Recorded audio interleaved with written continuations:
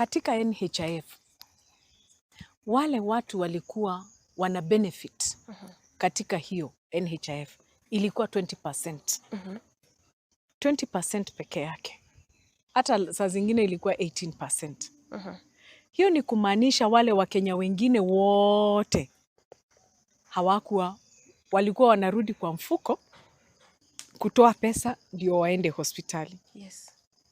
Vile SHA imefanya ni kulete mradi yenye ama ile quality care yenye itafanyika, itapewa kila mtu ama itapata kuweza kila mtu anafaidika kwake. Tuko na funds 3. Fund ya kwanza ni ile inaitwa Primary Health Care Fund. Na hiyo fund ndio inasema mwananchi yoyote wewe jiandikishe tu. Ukijiandikisha nenda hospitali. Ile hospitali ya hapa chini. Level 2. Ama ile tunaita dispensary. Yes. Health facility na level na sub-county hospital. Wewe ukifika kwa hiyo hospitali outpatient, kama umejiandikisha usilipe kitu. Enda, tibiwa, pewa dawa, nenda nyumbani. That is the first fund. Fund ya pili ndio tunaita Social Health Insurance Fund. Na hiyo sasa ndio tunasema kama mimi mfanyikazi wa serikali nitatolewa 2.75 ya my salary. Yeah. Mshahara yangu itakatwa 2.75. Ukifanya 2.75 ya mshahara yangu labda itakuwa more than 20,000. Kwa sababu ninaweza. Hiyo 20,000 inawekwa pamoja na hata yule ametoa 300. Tunasema hiyo ndio itakuwa inashikilia the secondary level ya kutibiwa. Ndio kila mtu akue na nafasi ya kwenda hospitali. Fund ya 3 tunaiita Emergency, Chronic and Critical Illness Fund. Unakumbuka ya kwamba kitambo hiyo NHIF unaongea juu yake, mtu angepelekwa hapa Kisii teaching and referral, kwanza unaambiwa kabla hata daktari akuje wekelea nini? Deposit. Na si deposit ya shilingi 2. Kwanza unaambiwa wekelea 20,000. Utatoa 20,000 wapi? Ni usiku. Umegongwa na bodaboda hapo, umetoka kazi. Umetoka mjengo. Unaambiwa wekelea 20,000.